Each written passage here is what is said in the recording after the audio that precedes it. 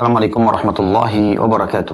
Alhamdulillah, selalu saja lisan kita memuji Sang Pencipta Allah atas segala nikmat yang dilimpahkan kepada kita, terutama nikmat Islam dan iman, di mana dengannya kita bisa mengenal Tuhan kita Allah Subhanahu wa taala, dan akhirnya kita mengikuti perintahnya dan meninggalkan larangannya. Dan tentu dengan semua itu kita akan mendapatkan balasan yang sempurna, insya Allah di dunia dengan kebahagiaan, dan di akhirat nanti dengan surganya. Dan juga kita akan selamat dari segala macam kesedihan, kesusahan hidup selama di dunia, dan juga penderitaan yang sangat menyakitkan di neraka nanti tentunya.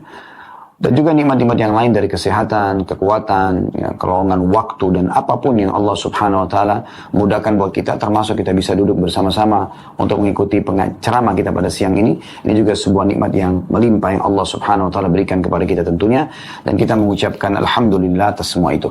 Dan juga kita panjatkan salam hormat kita kepada utusan Allah Nabi besar Muhammad sallallahu alaihi wasallam, sebagaimana Allah telah perintahkan kita untuk mengucapkan salam hormat tersebut. Saudaraku seiman, semoga seluruh hajat-hajat Anda yang Anda butuhkan dari urusan dunia, urusan akhirat, semuanya dipenuhi oleh Allah Subhanahu wa taala dan dimudahkan serta diberkahi, atau maknanya dicukupkan. Dan juga semoga juga hajat-hajat yang berhubungan dengan masalah akhirat dipenuhi oleh Allah Subhanahu wa taala dengan masuk ke dalam surga firdausnya tanpa hisab, dan mendapatkan derajat tertinggi juga diberikan tentunya. Dan kita tidak pernah lupa mendoakan negara kita agar menjadi negara yang aman, tentram, damai, seluruh umat Islam di bawah naungan ukhuwah Islamiyah dalam hal ibadah mereka kembali kepada Al-Quran dan Sunnah, dan semoga Allah berikan petunjuk seluruh pemimpin kita agar menjalankan tugas mereka dengan baik, dan Allah memberkahi kehidupan mereka. Allah juga memberikan balasan yang terbaik dari apa yang telah mereka berikan untuk negara, bangsa ini, dan juga kepada masyarakat, serta Allah memaafkan kesalahan-kesalahan tentunya. Dan semoga kita masyarakat selalu bergotong royong, bekerja sama dalam memakmurkan negara kita, dan semoga Indonesia menjadi contoh bagi negara-negara yang lain. Allahumma amin. Baik teman-teman sekalian, seperti biasa di hari Rabu siang hari kita akan melanjutkan bahasan bedah buku kita Riyadhus Shalihin yang ditulis oleh Imam Nawawi rahimahullah, dan kali ini kita akan masuk ke bab 89, bab anjuran menerangkan dan mempertegas pembicaraan kepada lawan bicara serta mengulangi agar dapat difahami apabila lawan bicara tidak dapat faham kecuali dengan cara itu. Anda bisa bayangkan ya, ini dimasukkan sebagai bab khusus dalam kitab hadis oleh Imam Nawawi rahimahullah. Bab yang luar biasa. Mungkin banyak orang menganggap remeh masalah ini ya. Perhatikan, saya bacakan kembali bab anjuran. Berarti ada penekanan di sini. Diperintahkan dalam agama untuk dilakukan, menerangkan dan memperjelas pembicaraan kepada lawan bicara. Bagaimana seseorang muslim dianjurkan jelas bahasanya, ya, intonasi suara yang pas yang dia pilih, kemudian kosakata juga yang digunakan mudah difahami, sehingga sampai ketujuan yang kita harapkan dari lawan yang sedang kita ajak berbicara, dan juga lawan bicara kita jadi memahami dan akhirnya bisa memberikan respon yang maksimal dari apa yang sedang kita bahasakan. Ini baik dalam penyampaian ceramah, baik dalam tegur sapa, baik dalam mungkin memberikan sebuah instruksi bagi atasan kepada bawahannya, misalnya pembicaraan antara suami istri, baik itu secara langsung ketemu empat mata misalnya, atau di keramaian, atau melalui media. Di masa kita sekarang tentu banyak sekali media yang sudah tidak asing buat kita, dari handphone, ya, dari media secara umum kita bisa menggunakan bahasa-bahasa yang jelas. Mungkin banyak orang di masa kita sekarang sering menggunakan kata-kata ringkasan misalnya, ya. Contoh saja di tulisan WhatsApp misalnya. Karena sebenarnya mungkin tidak semua orang memahami tentang ringkasan tersebut. Kecuali ringkasan itu sudah menjadi umum, orang semua bisa paham gitu ya. Kenapa kita tidak gunakan bahasa yang sudah jelas? Toh juga tinggal menambah 2-3 huruf misalnya, 5-6 huruf misalnya. Dan itu lebih memperjelas ya apa yang kita harapkan, sehingga tidak berulang kali kita harus meminta kepada orang yang sama misalnya, ya, atau permintaan yang sama, tapi dengan sekali atau 2 kali sudah cukup misalnya. Nah, itu poin yang luar biasa sebenarnya, yang bisa dijadikan sebagai bab dalam kitab hadis seperti Riyadhus Shalihin ini. Ini luar biasa gitu ya. Itu menandakan ada kepedulian khusus dalam Islam untuk setiap muslim agar peduli dengan poin-poin seperti ini. Jadi peduli sekali dengan bahasa yang dia gunakan, intonasi suaranya, kosakata itu, semua harus yang mudah difahami oleh lawan bicara kita, dan lawan bicara juga akhirnya memberikan respon yang kita harapkan dari apa yang disampaikan.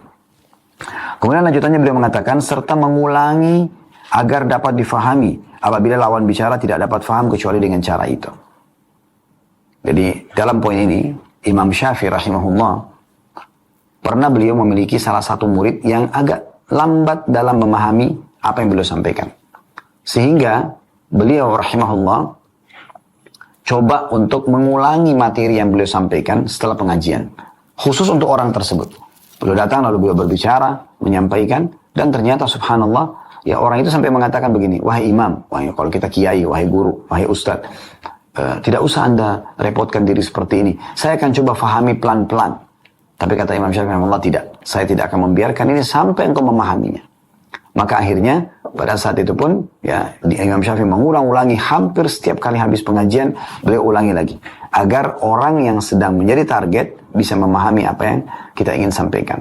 Dan tujuan penyampaian ilmu kan agar orang lain bisa mengamalkan. Tidak mungkin dia bisa amalkan kalau dia tidak faham. Nah itu poin yang perlu kita garis bawahi. Nah, ini subhanallah poin yang sangat luar biasa gitu ya.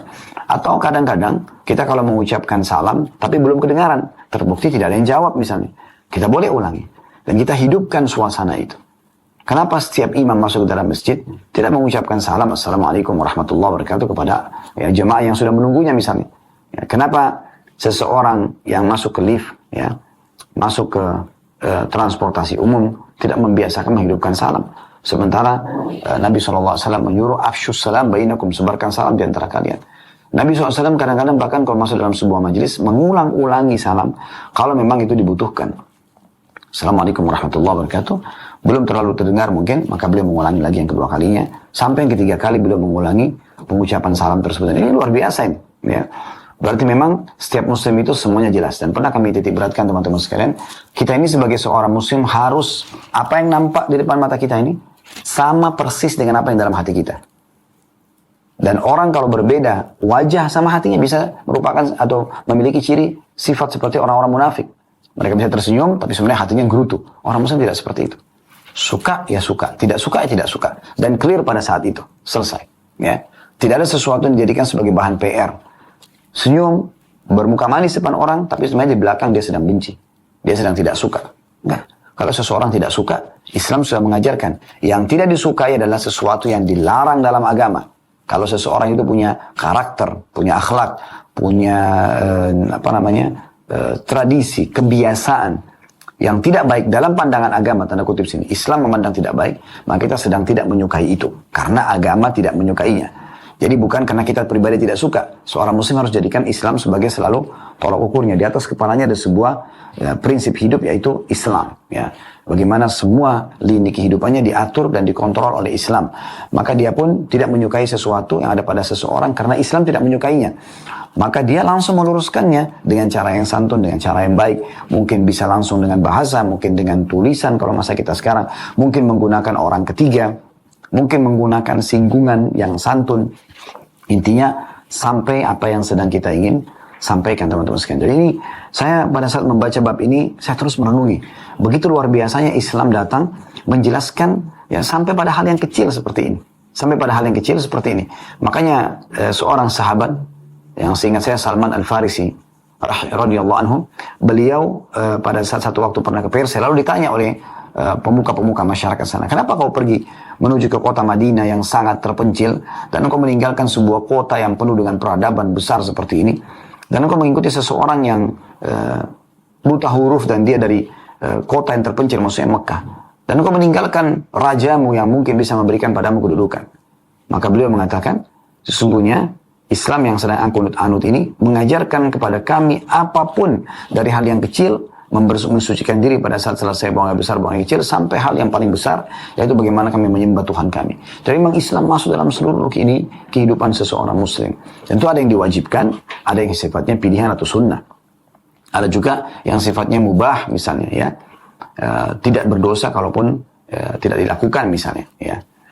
Jadi Islam datang dengan banyak sekali pilihan-pilihan dan juga ya, masuk dalam semua lini kehidupan seseorang. Masuk dalam hal yang seperti ini misalnya. Masalah mungkin sepele saja gitu. Mungkin sebagian orang mengatakan, masa sih agama mengatur sampai bagaimana kita membuat lawan bicara kita faham apa yang kita ucapkan. Subhanallah, Islam datang mengajarkan itu. Baik, untuk lebih jelasnya kita akan bacakan hadis yang diangkat oleh Imam Nawawi rahimahullah dalam bab ini, dan ada dua buah hadis ya. Hadis yang pertama yaitu hadis nomor 701 dari awal belajar berbunyi dari Anas radhiyallahu anhu, anna Nabi sallallahu alaihi wasallam kana idza takallama bi kalimatin a'adaha thalathan hatta tufhama anhu, wa idza ata ala qaumin fasallama alaihim thalathan. Hadis ini diriwayatkan oleh Bukhari. Terjemahannya bahwa apabila Nabi sallallahu alaihi wasallam mengatakan suatu kalimat, beliau mengulanginya 3 kali hingga difahami. Dan apabila beliau mendatangi satu kaum, beliau mengucapkan salam kepada mereka, beliau mengucapkannya sebanyak 3 kali. Dari hadis ini ada 2 pelajaran yang bisa kita ambil. Pelajaran pertama adalah potongan pertama dari hadis, anna Nabiya sallallahu alaihi wasallam idza takallama bi kalimatin a'adaha thalathan hatta tufhama anhu. Bahwasanya Nabi SAW kalau menyampaikan atau mengatakan satu kalimat, beliau mengulanginya 3 kali hingga difahami. Jadi beliau SAW setelah menjelaskan misalnya tentang satu poin yang beliau ingin sampaikan, beliau ulangi lagi. Pengulangan ini tujuannya untuk lebih menekankan lagi kalau ini poin penting. Harusnya difahami supaya mudah diamalkan. Yang kebetulan lagi lalai di penyampaian yang pertama, maka akan teringat dengan penyampaian yang kedua. Yang mungkin ingin menghafal atau menulis, maka akan lebih dikuatkan lagi dengan pengulangan yang ketiga. Jadi tidak ada salahnya seorang dai mengatakan, saya ulangi Bapak Ibu sekalian, isi yang kami sampaikan adalah ini. Firman Allah Subhanahu wa taala dalam surah ini, ayat ini, begini isi bunyi ayatnya, begini terjemahannya. Baik, untuk lebih jelas lagi saya ulangi ya, begini loh firman Allah Subhanahu wa taala itu, inilah terjemahannya. Ya, tentu tidak semua apa yang kita sampaikan perlu kita ulangi misalnya, tetapi ada beberapa hal yang dalam penyampaian yang kita ingin tekankan di situ, bahwasanya dari semua pembicaraan saya ini loh yang paling penting. Nah itu kita perlu untuk ulangi penyampaian tersebut, ya, untuk menitik beratkan. Jadi tidak ada salahnya misalnya setelah Anda meeting contoh, kemudian Anda mengatakan oke, saya bisa ulangi ya. Jadi tujuan Anda datang kepada kami untuk ini 1, untuk ini 2, untuk ini 3, karena itu 4.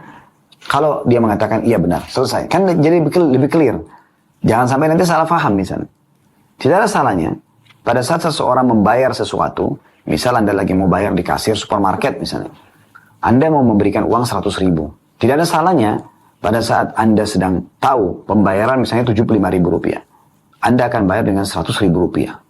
Maka Anda mengatakan, ini ya saya bayar 100.000. Berarti kembalinya 25.000. Kan bisa saja begitu ya. Atau Anda mengatakan ini 100.000 ya.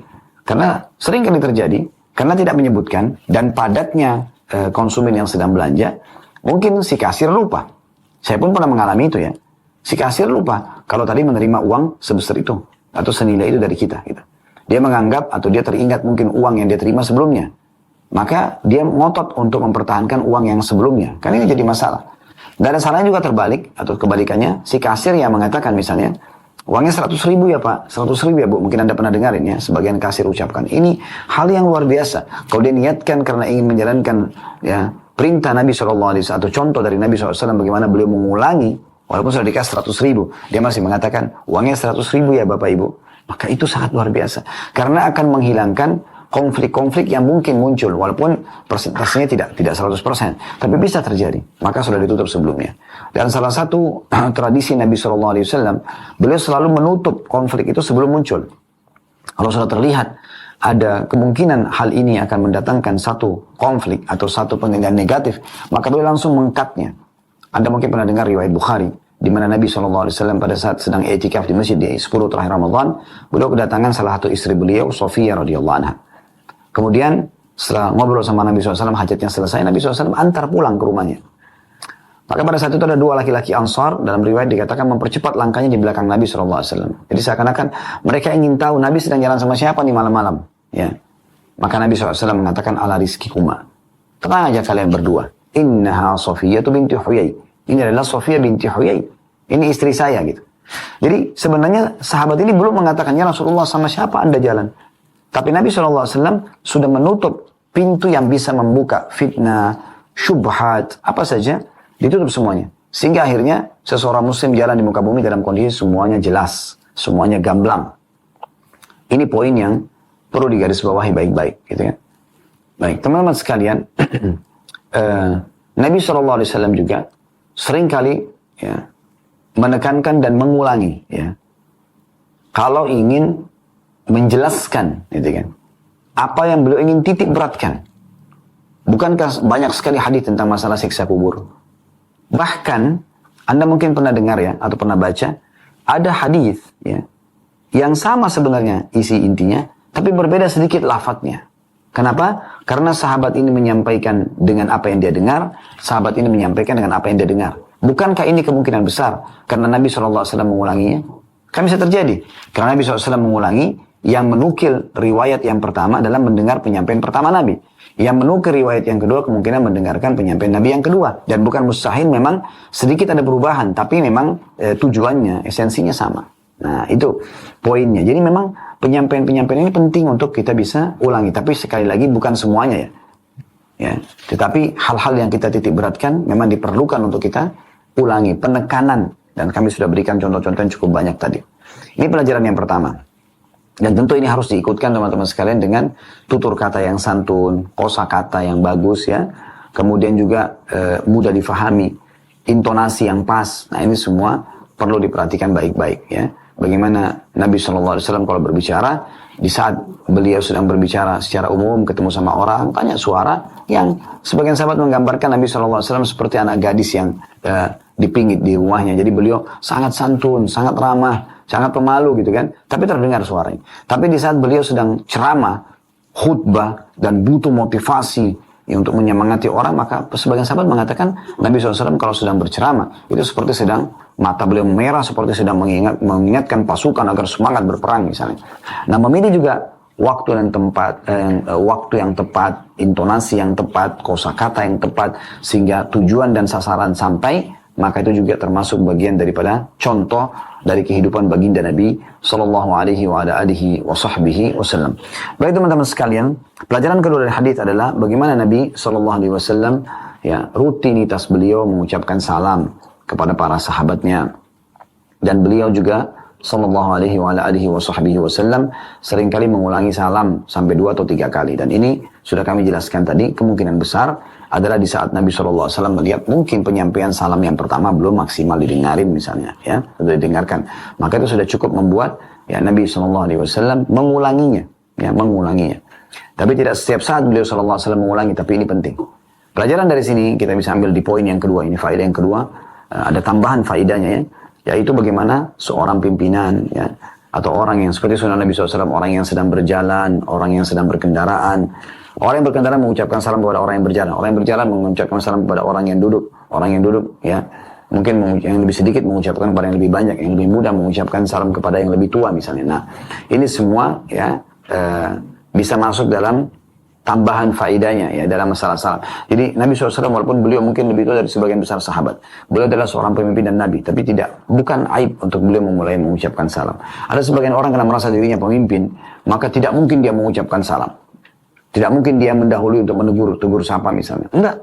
Nabi SAW mengucapkan salam kepada anak kecil, kepada perempuan, kepada hamba sahaya, kepada orang dewasa, kepada orang bebas semuanya. Nabi SAW mengucapkan salam, dan ini bentuk tawaduk beliau atau merendah beliau karena Allah Subhanahu Wa Taala alaihi salatu wassalam. Kemudian juga tambahan yang lainnya adalah bagaimana Nabi SAW mengulangi salam tadi sampai berulang kali dengan tujuan mungkin belum melihat maksimal respon dari sebagian besar sahabat ya, atau belum terdengar ya, mungkin karena bisingnya atau hiruk-pikuk yang sedang ada di situ, sehingga kita perlu mengulanginya. Mungkin ada mengucapkan salam misalnya, contoh pernah kami alami begitu ya, pas mau ceramah kemudian mengucapkan Assalamualaikum warahmatullahi wabarakatuh, ternyata mikrofonnya belum nyala ya. Contoh saja ini, maka bisa kita ulangi tentunya, karena tadi kan belum maksimal, belum semua orang mendengarkan gitu. Jangan sampai nanti malah muncul penilaian negatif, oh Ustadz kok ceramah tidak pakai salam. Nah contoh, ini contoh saja ya. Maka bisa saja pada saat mikrofon sudah menyala kita ucapkan lagi Assalamualaikum warahmatullahi wabarakatuh ya. Sebagian orang kadang-kadang penceramah juga ada yang lebih menyemangati jemaahnya dengan cara mengatakan, kok jawabnya cuma begitu, coba ya sekali lagi Assalamualaikum warahmatullahi wabarakatuh. Nah itu tidak ada salahnya ya untuk diulangi gitu kan. Apalagi dengan mengucapkan Assalamualaikum dapat 10 pahala, warahmatullahi 10, wabarakatuh 10. Lalu kenapa kita tidak mengucapkan salam maksimal tentunya. Nah ini yang kita masukkan faedah yang bisa diambil daripada hadis yang pertama. Baik, hadis yang kedua dalam bab ini, nomor 702 dari awal belajar berbunyi, dari Aisyah radhiyallahu anha ummul mukminin, beliau berkata, "Kana kalamu Rasulillah sallallahu alaihi wasallam kalaman faslan yafhamu kullu man yasma'uhu." Diriwayatkan oleh Abu Daud. Terjemahannya, perkataan Rasulullah SAW adalah perkataan yang jelas, yang bisa difahami oleh setiap orang yang mendengarkannya atau mendengarnya. Ada footnote di sini yang dimaksud dengan perkataan yang jelas ya. Ada footnote nomor 538 bagian pegang bukunya. Ditulis itu jelas dan rinci. Ya. Jelas dan rinci. Jadi Nabi SAW itu tidak pernah memberikan kosakata yang tidak mudah difahami. Atau memang hanya sepotong-sepotong saja. Sehingga orang masih menebak-nebak. Ini apa sih yang dimaksud gitu. Ya. Nabi SAW tidak pernah seperti itu. Tapi beliau setiap menyampaikan apapun selalu jelas. Selalu terinci. Sehingga sekali menjelaskan sudah bisa difahami. Dan beliau untuk menekankan lagi seperti hadis tadi 701, beliau mengulangi lagi. Sehingga betul-betul orang yang mendengarkan apa yang beliau sampaikan itu memahami. Kalau di pendengaran yang pertama, pemahamannya 70% misalnya. Mungkin pada saat pengulangan, pemahamannya jadi 90%. Ya. Sehingga lebih dipahami. Sebagaimana kita sudah tahu, kalau sering kita ulangi, maka bisa saja kita lebih memahaminya atau lebih jelas. Atau ada orang yang mau menghafalnya atau menulisnya misalnya, gitu kan. Atau ada orang yang salah faham dengan apa yang disampaikan awal. Nanti pada saat pengulangan, oh itu yang dimaksud tadi saya dengarnya begini. Nah, contoh. Jadi ini poin penting untuk digarisbawahi tentunya teman-teman sekalian. Bagaimana Nabi SAW itu kalau berbicara, apa yang beliau sampaikan dari pemilihan kosakatanya, dari intonasi suaranya, ya jelas semuanya. Ya, mudah, jelas, faslan, dan juga yafhamuhu kullaman yasma'uhu. Semua orang yang dengar pasti faham. Enggak ada yang enggak faham gitu. Nah ini yang merupakan ciri khas Nabi SAW. Kita teman-teman sekalian langsung saja masuk ke masalah faedah hadis ini, hadis kedua, yaitu faedah yang pertama, bagaimana seseorang muslim harusnya kalau berbicara jelas. Ya, sebagaimana sudah kami singgung tadi, hindari saja bahasa atau kosakata yang ringkas-ringkas, kecuali kalau memang sudah jelas itu difahami oleh umumnya orang. Kemudian juga hindari suara yang sangat kecil sehingga tidak kedengaran. Ya, kalau Anda memang benar, kenapa harus Anda takut untuk menyampaikan? Ya kan gitu. Kemudian hindari juga intonasi suara yang terlalu keras, ya, sehingga nanti orang terganggu. Ya, orang jadi malas untuk mendengarkan karena memang yang digunakan intonasinya terlalu ribut, berisik misalnya. Nah, contoh. Ini pelajaran yang pertama. Jadi Nabi SAW kalau berbicara itu jelas. Yang kedua pelajarannya adalah bagaimana kita menjadikan audiens atau orang yang sedang mendengarkan kita, itu adalah orang-orang yang bisa menerima pesan yang kita ingin sampaikan. Apalagi kalau Anda seorang guru, Anda pengajar. Karena Anda perlu orang-orang faham apa yang Anda sampaikan. Sehingga akhirnya Anda mencapai target yang Anda inginkan. Bukankah seorang guru kalau mengajarkan sebuah materi, dia berharap ya, materi itu didengar, difahami lalu diamalkan. Sehingga dia bisa dapat faedah. Apalagi kalau yang mendengarkan dan menerima yang mengamalkan adalah seorang dai juga misalnya, atau seorang guru juga, yang nanti dia akan sampaikan lagi kepada orang-orang lain, dan akhirnya dia terus-menerus mendapatkan pahala. Ya. Oleh karena itu teman-teman sekalian, percuma kalau kita ngomong tidak difahami. Mungkin terlalu tinggi dia memilih kosakatanya ya. Misalnya Anda berbicara dengan orang-orang awam, Anda menggunakan retorika atau kosakata terlalu akademisi misalnya. Ya. Sehingga orang tidak semuanya paham. Ada istilah-istilah yang tidak semua orang paham. Atau Anda menggunakan bahasa asing, sementara tidak semuanya orang memahami bahasa asing itu misalnya. Ya. Hanya untuk dikatakan, oh ini tren nih karena tahu bahasa Inggris, oh karena tahu bahasa Indan itu. Kecuali Anda gunakan karena diperlukan dan kemudian Anda terjemahkan ke dalam bahasa yang mudah difahami oleh orang yang ada di hadapan Anda. Nah ini termasuk bagian daripada rincian apa yang disampaikan tentang sifat Nabi SAW tadi. Karena teman-teman sekalian, apa faedahnya kita berbicara dengan orang kalau orang lain tidak memahami apa yang kita bahasakan? Ya. Apa faedahnya kira-kira? Oh, jadi kita sudah luangin waktu, sudah keluarin energi, nggak ada manfaatnya. Dulu baik-baik, ya, bicara dengan jelas, bicara dengan gamblang, sehingga sekali pertemuan selesai semua. Ingat, jangan berwajah dua. Ya, karena dilarang dalam Islam berwajah dua. Tapi apa yang nampak depan mata Anda senyum, berarti memang betul itu hati Anda. Anda sedang marah, memang hati Anda juga sedang marah. Tapi kita marah pun karena Allah Subhanahu wa Ta'ala. Islam mengajarkan kita untuk membenci perbuatan seseorang yang salah menurut pandangan Islam, bukan membenci fisiknya. Nah ini poin juga yang bisa kita berikan masukan atau jadikan masukan dalam penyampaian kita ini. Dan ini teman-teman sekalian faedah yang luar biasa yang bisa diambil dari bab 89 dan kita akan masuk insya Allah bab ke-90. Babnya berbunyi bab memfokuskan pendengaran kepada ucapan teman bicara dalam hal yang tidak haram dan bolehnya orang alim dan pemberi nasihat meminta tenang kepada orang-orang yang hadir dalam majlisnya. Dan juga bab mirip dengan bab 89 tadi ya, makanya sekaligus kita bahas. Bab ini teman-teman kita coba rincikan lagi, karena para ulama pun pada saat menyusun bab itu seperti Imam Nawawi rahimahullah tentu punya tujuan. Beliau menyampaikan tentang bab ini ya. Saya ulangi, bab memfokuskan pendengaran kepada ucapan teman bicara dalam hal yang tidak haram. Jadi kalau tadi, bab bagaimana orang yang sedang berbicara ya, menyampaikan dengan jelas apa yang dia sampaikan, bahkan bisa diulangi agar lawan bicaranya bisa memahami. Sekarang terbalik di bab 90 ini. Bab memfokuskan pendengaran kepada ucapan teman bicara dalam hal yang tidak haram. Jadi kalau seandainya orang sedang bicara, fokus dengarkan apa yang sedang dia bicara. Jangan di-cut tiba-tiba. Jangan belum paham sudah bertanya misalnya. Tapi coba fokus dengarkan. Ini bab khusus ya. Dalam buku hadis ini yang mulia, ya hadis kitab Riyadhus Shalihin, tentang bagaimana seseorang yang sedang mendengarkan orang yang bicara, maka coba dengarkan baik-baik. Ya. Karena saya punya seorang sahabat, rahimahullah, beliau sudah meninggal. Beliau pernah pada saat sedang ngobrol dengan beberapa orang, tiba-tiba ada orang datang marah-marah. Tanpa ada kejelasan juga kenapa marah itu. Kemudian orang di sekitarnya pada saat murid-muridnya atau yang bersama dengan beliau, coba mengingatkan kenapa enggak diberhentikan orang ini sedang ngomong. Dia dengan tenang memberikan isyarat, sudahlah orang ini sedang marah, biarkan dia selesaikan marahnya. Dia sampai pada tingkat level itu gitu. Saya pada subhanallah mengetahui kejadian ini, saya punya pribadi ya terkagum dengan sikap, khusus masalah sikap ini.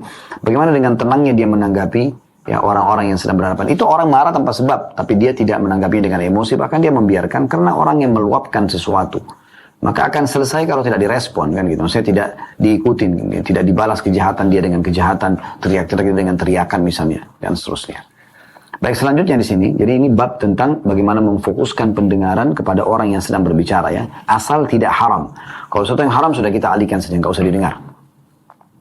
Kemudian bolehnya orang alim dan pemberi nasihat meminta tenang kepada orang-orang yang hadir di majelisnya. Pernah Nabi SAW lagi khutbah Jumat, maka beliau pernah menegur orang yang masuk masjid belum sholat tahiyat masjid misalnya. Pernah juga menegur orang ya yang melakukan satu kesalahan, kekeliruan misalnya ya. Pernah mengingatkan orang yang ada di luar masjid misalnya dan seterusnya. Ini berarti menandakan bolehnya seseorang dalam majelis mengingatkan. Contoh misalnya kita sedang isi pengajian dan ternyata di salah satu jemaah ada yang ribut, berisik untuk ngomong, sehingga mengusik ya si pemateri dan juga mengusik orang yang ada sedang khusyuk mendengarkan ceramah. Dan itu. Atau mungkin sikap-sikap yang lain, mungkin ada orang sengaja membunyikan suara apa ya, yang mengganggu lah di situ ya. Maka ini boleh diingatkan agar lebih khusyuk dan lebih konsentrasi mendengarkan ceramah tersebut. Baik, ini kurang lebih judulnya. Dan di sini ada sebuah hadis yang diangkat oleh Imam Nawawi rahimahullah. Saya bacakan hadis nomor 703 yang berbunyi dari Jabir bin Abdullah radhiyallahu anhu. Jabir dan Abdullah ayahnya adalah sahabat, kita mengatakan radhiyallahu anhu, beliau berkata, qala li Rasulullah sallallahu alaihi wasallam fi hajjatil wada' istansitin nas thumma qala la tarji'u ba'di kuffaran yadribu ba'dukum riqaba ba'd. Hadis ini riwayat Bukhari Muslim. Rasulullah SAW bersabda kepadaku pada haji wada', maksudnya Jabir bin Abdullah menceritakan radhiyallahu anhu bagaimana Nabi SAW berkata kepada beliau di haji wada. Haji wada maksudnya haji perpisahan.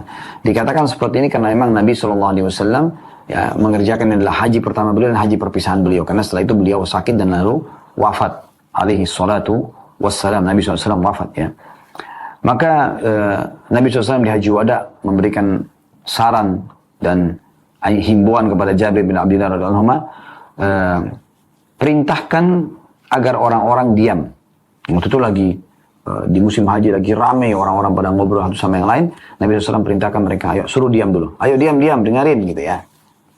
Kemudian beliau SAW bersabda, di antara sekian banyak nasihat yang beliau sampaikan, maka salah satunya potongan hadis ini yang berbunyi, janganlah kalian kembali menjadi kafir sepeninggalku, di mana sebagian dari kalian menebas leher sebagian yang lainnya.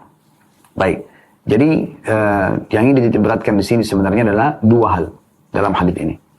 Yang pertama adalah sebagaimana Imam Nawawi rahimahullah inginkan dalam judul bab beliau, yaitu bagaimana agar orang yang sedang mendengarkan penyampaian orang lain itu fokus selama bukan yang haram. Apalagi kalau penyampaian nasihat, ilmu agama, jangan disia-siakan. Instruksi, peraturan di kantor Anda misalnya. Jadi jangan disia-siakan karena itu demi maslahat Anda sendiri. Ilmu agama agar Anda punya panduan hidup. Ya. Terus lagi kalau instruksi kantor Anda jadi tahu mana yang diperintahkan, mana yang dilarang di kantor Anda. Di kantor Anda. Jadi harus jelas. Maka di sini bagaimana fokus mendengarkan itu dan diambil daripada sabda Nabi SAW tadi, istansitin nas. Ajaklah orang-orang supaya diam. Artinya supaya dengar. Gitu. Dan di sini bolehnya orang alim, karena Nabi SAW yang meminta kepada Jabir bin Abdullah radhiyallahu anhu dan pemberi nasihat meminta tenang kepada orang-orang yang hadir dalam majelisnya. Dan diambil dari potongan ini. Ini potongan yang pertama dari hadis atau faedah pertama yang bisa kita ambil. Bagaimana kita bisa kalau kita sedang mendengarkan sebuah nasihat, dengarkan dengan baik dan boleh penyampai penasihat untuk membuat audiens tenang. Jadi jangan heran di khutbah Jumat misalnya atau lagi ceramah, ada seorang kiai, ada seorang ustadz sedang menegur, sedang mengingatkan, maka itu tidak ada masalah. Bagi dia punya hak dalam masalah itu. Kemudian teman-teman sekalian, juga masih dalam faedah yang pertama di sini, tentu dalam membuat orang-orang atau mengajak orang-orang diam di sini harus dengan tata cara yang baik dan santun. Bukan berarti teriak-teriak, "Oh, dengarin, kalau enggak nanti kamu akan begini dan begitu" misalnya. Enggak. Tapi saudaraku seiman, ini Rasulullah SAW maka menyampaikan suatu, dengarkanlah. Nah, jadi dengan cara yang baik. Nah, kalau ini misalnya dalam majelis, saudaraku seiman, sebentar lagi Pak Kiai ini, Pak Ustadz ini akan menyampaikan misalnya. Maka kita dengarkan baik-baik sama-sama pesannya, gitu kan. Itu sangat baik. Nah, itu yang dimaksudkan. Sehingga orang-orang tertarik untuk mendengarkan apa yang akan disampaikan oleh orang setelahnya dan mereka fokus. Ya. Karena memang teman-teman sekalian, saya sebagai seorang dai, mungkin teman-teman dai juga bisa merasakan hal yang sama ya. Beda sekali perasaan kita dalam menyampaikan dan juga keikhlasan dalam menyampaikan. Di saat memang kita menemukan audiens itu sudah siap untuk mendengarkan, mereka duduk dengan fokus, kita pun hanya lebih semangat dalam menyampaikan. Sangat beda dengan orang pada saat datang di satu tempat, bising sekali, gitu kan. Orang sibuk dengan alamnya masing-masing, kemudian kita diminta ceramah. Ini mungkin akan sangat mengganggu, memecahkan konsentrasi, dan seakan-akan juga sia-sia saja apa yang kita sampaikan. Walaupun ada sebagian di antara mereka yang mendengar, tapi terganggu dengan usikan orang-orang lain. Ya. Saya pernah subhanallah diundang di salah satu acara khutbah nikah pada saat itu ya. Di satu tempat gedung yang besar. Kemudian setelah penyampaian, jadi mereka menyatukan antara makan-makannya, menikmati makanan dengan mendengarkan ceramahnya. Sehingga pada saat itu saya melihat tidak semua orang penuh konsentrasi. Ada yang sedang berdiri ngambil makanan, ada yang sedang menambah, ada yang sedang sibuk membuka bingkisan buah-buahannya sama airnya. Walaupun mereka mendengarkan saja, tapi subhanallah sangat beda sekali. Kenapa? Misalnya kalau Anda sebagai pemilik acara tidak fokuskan dulu, biarkan orang mendengarkan ilmu, setelah itu baru Anda makan. Atau Anda makan dulu, setelah selesai makan semuanya, barulah kemudian mendengarkan ceramah misalnya. Nah ini contoh saja, sebagai contoh bagaimana itu akan sangat mengganggu sebenarnya. Ya, kalau seandainya tidak fokus, ya, atau situasi tidak kondusif dalam penyampaian tadi. Pelajaran yang kedua dari hadis Nabi SAW ini adalah bagaimana peringatan beliau agar jangan sesama muslim saling bunuh-membunuh, saling menyalahkan satu sama yang lain sehingga akhirnya sampai pada tingkat membunuh. Nah ini tidak dibolehkan dalam agama Islam. Ya. Ada yang salah dari saudara kita sebesar apapun salahnya, ingatkan dengan cara baik-baik. Kalau mereka tidak mau dengar, kembalikan kepada wali amr. Ada pemerintah, biarkan pemerintah yang menindaklanjuti misalnya. Atau yang ditunjuk oleh pemerintah, pihak aparat keamanan misalnya. Ya. Sehingga akhirnya tidak berlarut-larut dalam masalah kesalahan yang sedang ada. Nah ini juga termasuk pelajaran yang perlu kita ambil. Dan memang kita dilarang dalam Islam untuk membunuh diri kita, apalagi membunuh orang lain. Allah subhanahu wa ta'ala mengingatkan tentang tidak bolehnya membunuh diri kita sendiri, sengaja menjurumuskan diri kita untuk punya masalah sama orang lain yang bisa membawa kita pada tingkat kita dibunuh oleh orang lain. Allah SWT mengatakan, wala taqtulu anfusakum innallaha kana bikum rahima. Jangan pernah kalian bunuh diri kalian, sesungguhnya Allah Maha Penyayang kepada kalian. Juga kalau Anda sedang merasakan gangguan yang sangat mengganggu Anda, dalam arti kata mungkin penyakit yang kronis, mungkin kondisi dan keadaan terlilit utang, bangkrut usaha, apalah yang mungkin menjadi beban hidup yang sangat berat, ya semoga Allah selamatkan kita dari semua itu. Tapi kalau misalnya ada, jangan Anda berharap mati pada saat itu. Tapi bagaimana Anda berharap Allah Subhanahu wa Ta'ala memberikan jalan keluar, solusi, dan akhirnya Anda memulai lagi roda kehidupan dengan hal-hal yang baik. Makanya Nabi SAW mengatakan dalam sebuah sabda beliau, jangan kalian berharap mati, ya, karena jangan kalian berharap mati, dan kalau seseorang di antara kalian betul-betul sudah tidak bisa tahan, maka ucapkanlah, ya Allah, ya, hidupkan aku kalau hidup lebih baik, dan wafatkan aku kalau wafat itu lebih baik. Jadi kita berharap agar tetap hidup, tetap bisa optimis, tetap kita bisa menjalankan roda kehidupan ini. Begitu juga, ya, tentang tidak boleh membunuh orang lain. Allah SWT menyebutkan dalam surah Al-Furqan ayat 68, wala yakturuna nafsan allati haramallahu illa bil haqq. Ini potongan ayat, ya, Al-Furqan ayat 68. Allah berfirman, terjemahnya, sifat orang-orang beriman itu diantaranya adalah tidak membunuh jiwa yang diharamkan Allah untuk membunuhnya kecuali dengan alasan yang benar.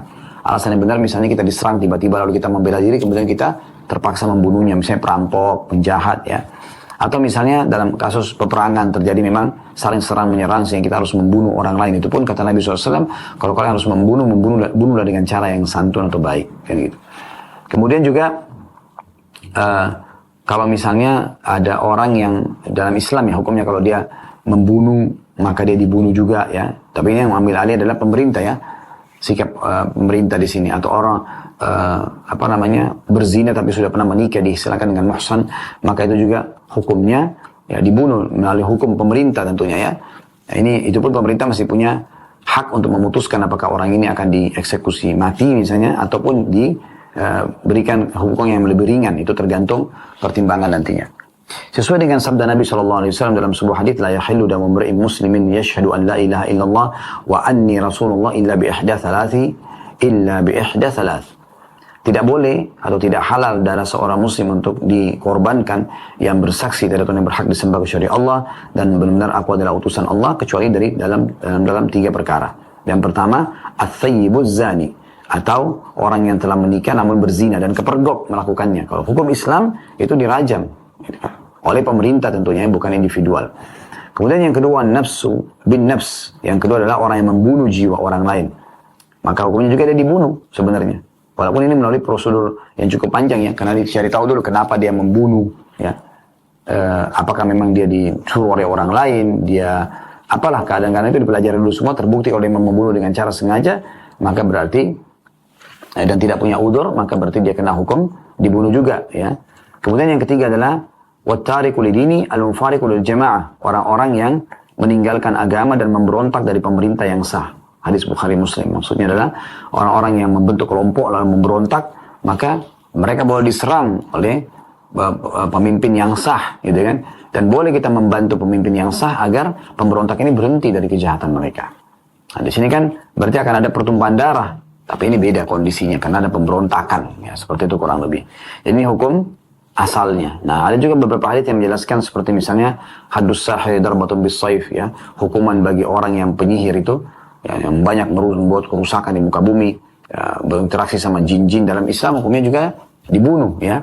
Kalau kepergok melakukan karena mereka banyak menceraikan suami istri, mereka banyak menyakitkan orang lain, bahkan sampai pada tingkat menjadi penyebab orang lain mati terbunuh dengan sihir-sihir yang mereka lakukan.